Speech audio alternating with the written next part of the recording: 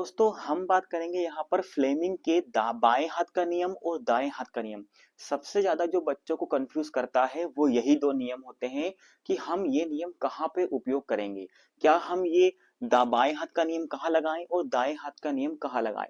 तो देखिए इन दोनों नियमों में सबसे बड़ा अंतर हम बता देते हैं आपको जो होता है। सबसे पहला अंतर होता है कि ये कहाँ पर प्रयोग होता है।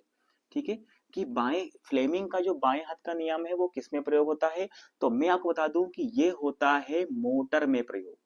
ठीक है, फ्लेमिंग का जो बाएं हाथ का नियम होता है वो सिर्फ मोटर में प्रयोग होता है और दाएं हाथ का जो नियम होता है वो जनरेटर में प्रयोग होता है। सबसे पहले अंतर तो आप ये नोट करिएगा। ठीक है, अब आप पूछेंगे कि क्यों होता है मोटर में और क्यों होता है जनरेटर में। तो मैं आपको बता दूं कि बाएं हाथ का नियम जो होता है वो क्या दिखाता है, वो दर्शाता है हमें मोशन, यानी कि जिसको हम क्या बोलेंगे यहाँ पर मोशन या इसकी बल, घुमाव बल। ठीक है, यानी कि चालक की दिशा, घुमाव की दिशा किस तरफ है वो ये बताता है कौन सा, बाएं हाथ का नियम। और जो दाएं हाथ का नियम है वो बताता है हमें इंड्यूस्ड ईएमएफ। देखिए यहाँ पे क्या बताता है, इंड्यूस्ड ईएमएफ या धारा की दिशा या करंट की दिशा। देखिए अब यहां समझिए आप, देखिए मोटर से हमें क्या प्राप्त होता है, मोटर से हमें मोशन प्राप्त होता है, यानी कि मोटर हमें मैकेनिकल पावर देता है। इलेक्ट्रिकल पावर लेकर के कौन सी पावर देता है, मैकेनिकल पावर देता है। और जनरेटर हमें मैकेनिकल पावर लेकर के इलेक्ट्रिकल पावर देता है। तो भाई जब ये यहाँ पर हमें मैकेनिकल पावर देगा तो यहाँ पर मतलब बल हम याद करेंगे कि मोटर हमारी किस तरह से किस तरफ घूम रही है।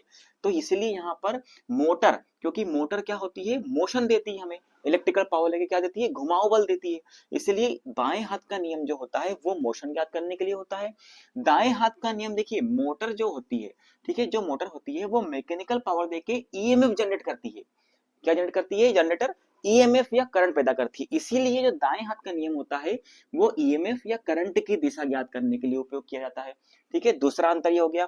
तीसरा अंतर आप ये चीज का याद रखिएगा, इसको समझने का सबसे आसान तरीका ये है कि जैसे हम कोई जैसे हमें मैकेनिकल पावर चाहिए होती है तो हम क्या करते हैं, जैसे ये मोटर का फील्ड है, ये आर्मेचर है यहाँ पर। ठीक है, हम क्या करते हैं कि मोटर में सप्लाई देते हैं, क्या करते हैं, मोटर में हम सप्लाई देते हैं, यानी कि यहाँ पर मैग्नेटिक फील्ड जो है ऑलरेडी मौजूद है पहले से ही। अब यहाँ पर क्या हुआ, यहाँ पर ये जो चालक हो गया यहाँ पर अंदर, ये हो गया करंट कैरिंग कंडक्टर, यानी कि हमने इसमें धारा दी जिसकी वजह से यहाँ पर मैग्नेटिक फील्ड है और यहाँ पर धारा है, यानी कि इस कंडक्टर में क्या है, धारा है। तो इन दोनों का मैग्नेटिक फील्ड जब क्रॉस होगा तो ये चालक यहाँ पर क्या करेगा, हिलने लगेगा, यानी कि धारा की वजह से क्या हुआ, ये चालक हिला। इसीलिए यहाँ पर बाएं हाथ का नियम जो होता है मोशन की दिशा ज्ञात करता है। लेकिन यहाँ पर तीसरा जो सबसे बड़ा अंतर इस जनरेटर में क्या होता है कि यहाँ पर हम मैग्नेटिक फील्ड है यहाँ पर हमारे पास, और यहाँ पर इस चालक को हम क्या कर रहे हैं, इसको घुमा करके इसमें धारा उत्पन्न कर रहे हैं। जनरेटर में क्या कर रहे हैं, प्राइम मूवर के द्वारा इसको घुमाया जा रहा है। क्या करा जा रहा है, इस तार को घुमाया जाता है, जिससे क्या होता है, इस तार में मैग्नेटिक फील्ड यहाँ पर ईएमएफ जनरेट हो रहा है।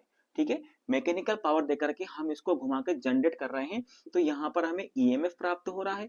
इसीलिए यहाँ पर हमें क्या, किसकी दिशा ज्ञात करनी है, ईएमएफ की दिशा ज्ञात करनी है। और यहाँ पर हमें क्या प्राप्त हो रहा है, यहाँ पर हमें मोशन प्राप्त हो रहा है ना, घुमाव बल प्राप्त हो रहा है। इसलिए यहाँ पर हमें मोशन की दिशा ज्ञात करनी होती है, किसकी, मोशन की।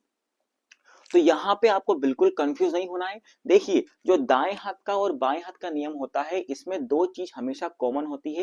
ये जो उंगली होती है इस प्रकार से, इसको आप इस प्रकार से रखिए। देखिए ये जो होता है, ये और ये दोनों इसमें सेम होता है। ठीक है, अंगूठा क्या होता है, चालक में बल की दिशा दिखाता है, और ये भी क्या दिखाता है, बल की दिशा। ये जो उंगली होती है ये मैग्नेटिक फील्ड की दिशा दिखाती है, और ये जो उंगली होती है ये इंड्यूस्ड ईएमएफ की दिशा दिखाती है। तो दोनों में ही कोई अंतर नहीं होता है, लेकिन अंतर कहाँ होता है, इस टेक्निकल भाषा में अंतर होता है। इस प्रकार आप प्रैक्टिकली देखेंगे तो कोई अंतर नहीं होगा, लेकिन टेक्निकल भाषा में आपको ध्यान रखना है कि जो फ्लेमिंग का जो बाएं हाथ का नियम होता है वो मोशन, मोटर की मोटर में प्रयोग होता है और मोटर में बल की दिशा या घुमाव मोशन की दिशा ज्ञात करने के लिए किया जाता है। और जो दाएं हाथ का नियम होता है वो जनरेटर में प्रयोग होता है और इंड्यूस्ड ईएमएफ की दिशा ज्ञात करने के लिए होता है। क्यों होता है? क्योंकि मोटर में हमें मैकेनिकल पावर यानी कि घुमाव बल प्राप्त होता है और जनरेटर में हमें ईएमएफ प्राप्त होती है। इसीलिए यहाँ पर इन दोनों का अंतर आपको समझना जरूरी है। ठीक।